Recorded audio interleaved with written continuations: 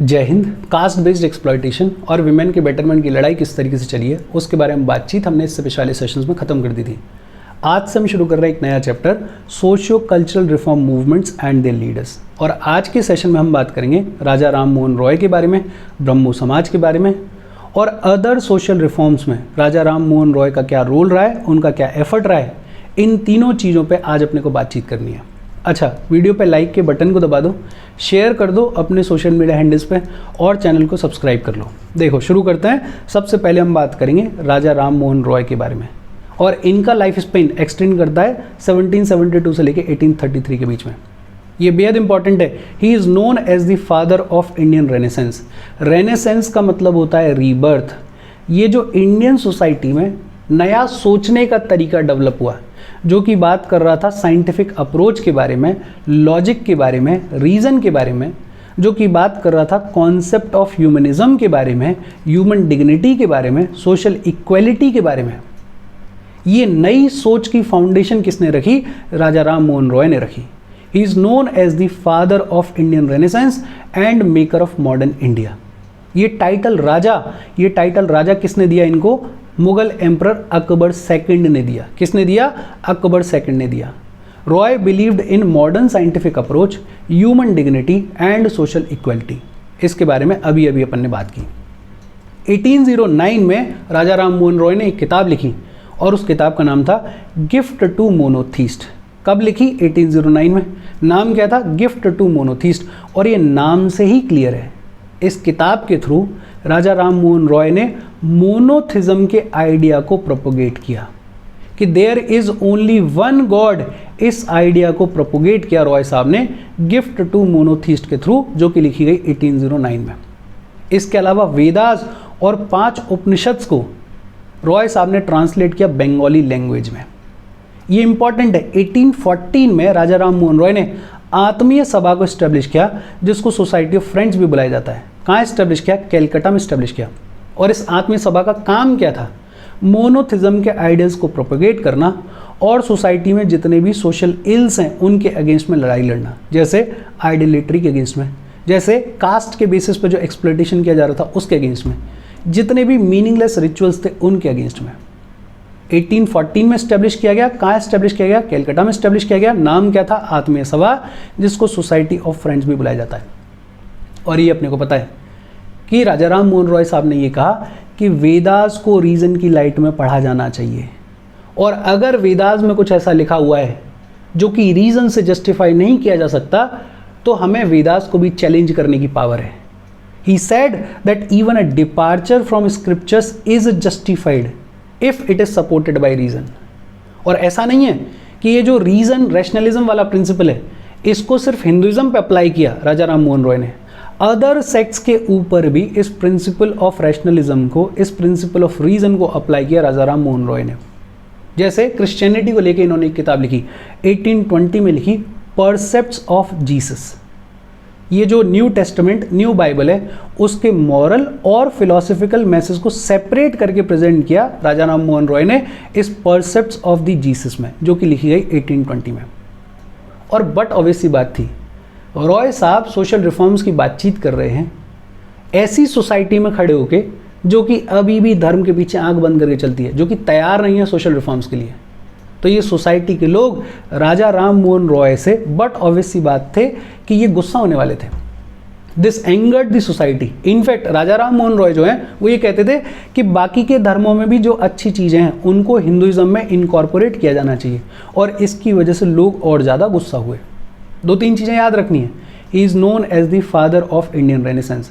राजा title किसने दिया? Mughal emperor Akbar second ने। 1809 में लिखी गिफ्ट टू मोनोथीस्ट। 1814 में सेटअप किया आत्मीय सभा को। कहाँ पे? कैलकाटा में। इन्होंने ये कहा कि वेदास को रीज़न की लाइट में पढ़ा जाना चाहिए। 1820 में लिखा परसेप्ट ऑफ जीसस को। किसको लिखा? परसेप्ट ऑफ जीसस को। लेकिन राजा राम मोहन रॉय का जो सबसे खूबसूरत इस्टेब्लिशमेंट है वो है ब्रह्मो सभा, जिसको आगे चल के बुलाया गया ब्रह्मो समाज। और राजा राम मोहन रॉय ने इसको इस्टेब्लिश किया अगस्त 1828 में। कब इस्टेब्लिश किया? अगस्त 1828 में।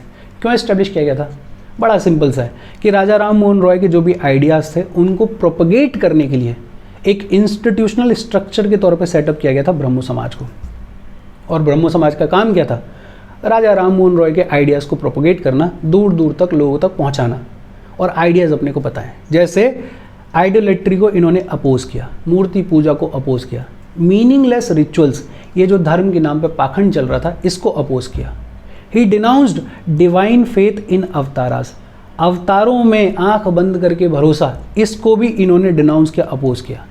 और रॉय साहब वांटेड टू प्यूरिफाई हिंदुइज्म, और इन्होंने बड़ा स्ट्रांगली मोनोथिज्म को प्रोपोगेट किया और पॉलीथिज्म को अपोज किया। There is only one God, इस आइडिया को बड़ा स्ट्रांगली प्रोपोगेट किया ब्रह्मो समाज ने, राजा राम मोहन रॉय ने। और ये इंपॉर्टेंट है, डॉक्ट्राइन ऑफ कर्मा और ट्रांसमाइग्रेशन ऑफ सोल के ऊपर ब्रह्मो समाज का, राजा राम मोहन रॉय का कोई डेफिनेट स्टैंड नहीं था।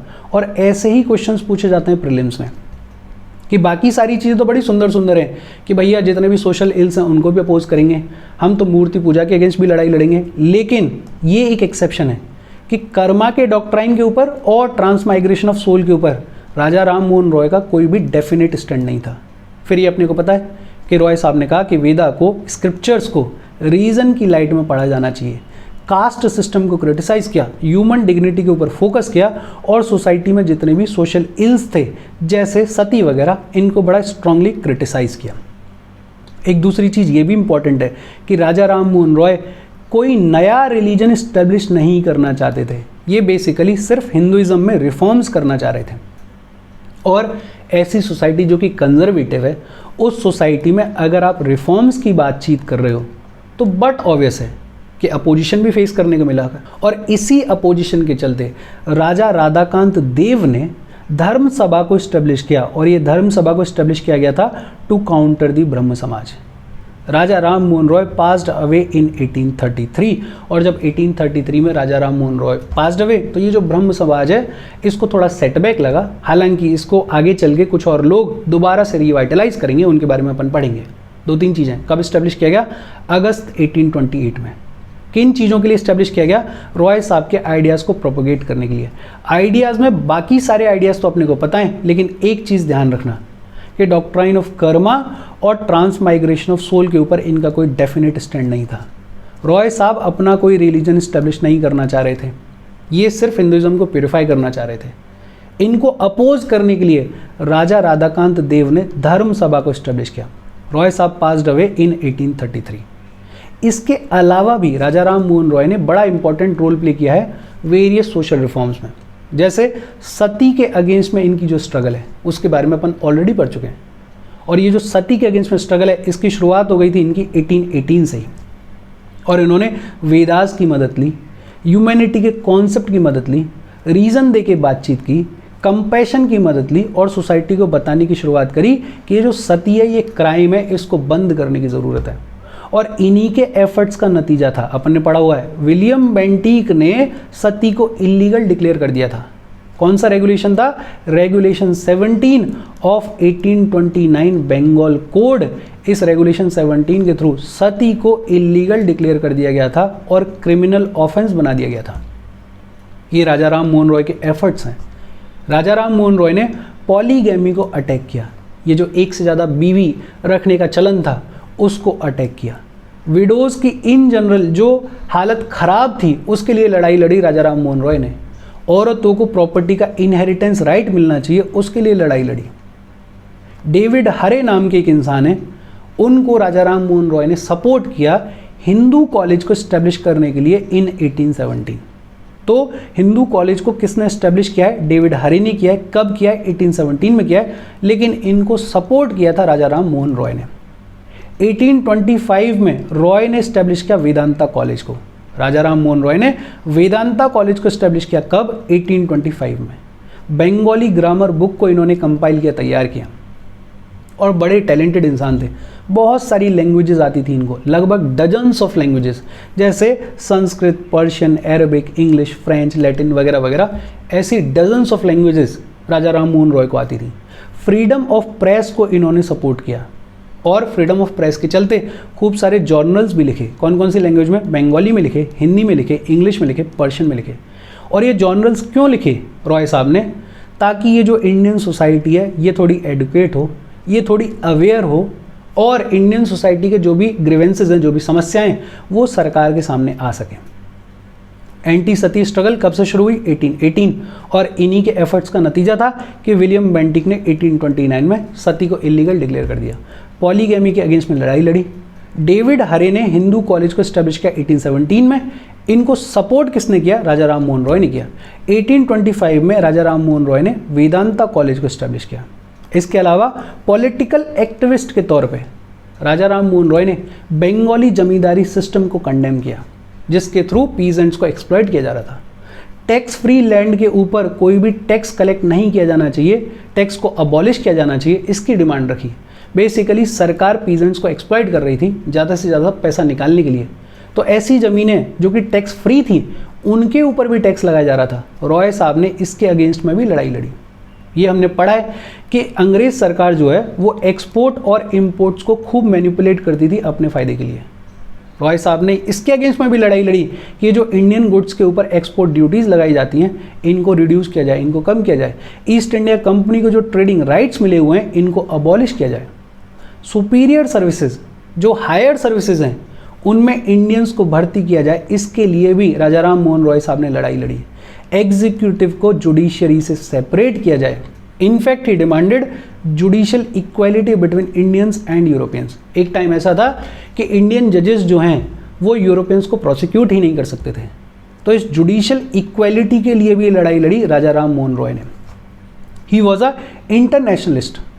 रॉय साहब का ये मानना था कि वेरियस नेशंस के बीच में कोऑपरेशन होना चाहिए, ब्रदरहुड होना चाहिए। राजा राम मोहन रॉय साहब के एसोसिएट्स के नाम, ऐसे लोग जो इनके साथ काम कर रहे थे, उनके नाम क्या हैं? डेविड हरे, एलेक्जेंडर डफ, देवेंद्र नाथ टैगोर, बड़ा इंपॉर्टेंट नाम है, आगे चल के इनके बारे में अपन पढ़ेंगे। पीके टैगोर, चंद्रशेखर देव और ताराचंद्र चक्रवर्ती। और इसके साथ राजा राम मोहन रॉय और ब्रह्मो समाज की बातचीत खत्म हो गई। एक बार दोबारा से देख लेते हैं जल्दी जल्दी। देखो, हमने बात क्या की? Raja Ram Mohan Roy is known as father of Indian renaissance. Raja title किसने दिया? मुगल एम्परर अकबर सेकंड ने। 1809 में इन्होंने लिखी गिफ्ट टू मोनोथीस्ट। 1814 में इन्होंने स्टैब्लिश किया आत्म सभा को। कहाँ पे? कैलकाटा में। रॉय साहब ने बोला कि वेदास को रीजन की लाइट में पढ़ा जाना चाहिए। 1820 में इन्होंने लिखी परसेप्ट ऑफ जीसस। क्या लिखी? परसेप्ट ऑफ जीसस। ब्रह्मो समाज को कब स्टैब्लिश किया? अगस्त 1828 में। एक बड़ी इंपॉर्टेंट चीज़ कि राजा राम मोहन रॉय का कोई डेफिनेट स्टैंड नहीं था डॉक्ट्राइन ऑफ कर्मा और ट्रांसमाइग्रेशन ऑफ सोल को लेके। राजा राम मोहन रॉय अपना कोई रिलीजन स्टैब्लिश नहीं करना चाह रहे थे। इनको अपोज करने के लिए राजा राधाकांत देव ने धर्म सभा को स्टैब्लिश किया। रॉय साहब पास्ड अवे इन 1833। इसके अलावा सती को अबॉलिश करवाने में, इलीगल डिक्लेयर करवाने में इनका बड़ा इंपॉर्टेंट रोल है। कब डिक्लेयर किया गया? 1829 में। किसने किया? विलियम बेंटिक ने। रेगुलेशन कौन सा था? रेगुलेशन 17। डेविड हरे की मदद की इन्होंने हिंदू कॉलेज को इस्टेब्लिश करने के लिए। कब? 1817 में इस्टेब्लिश किया गया। 1825 में इन्होंने खुद वेदांता कॉलेज को इस्टेब्लिश किया। इसके अलावा इनके एसोसिएट्स के नाम क्या हैं? डेविड हरे, एलेक्जेंडर डफ, देवेंद्र नाथ टैगोर, पीके टैगोर, चंद्रशेखर और ताराचंद्र चक्रवर्ती। और इसके साथ आज की अपनी बातचीत खत्म हो गई। बेहद सिंपल सेशन था। कोई डाउट हो comment. Thank you very much.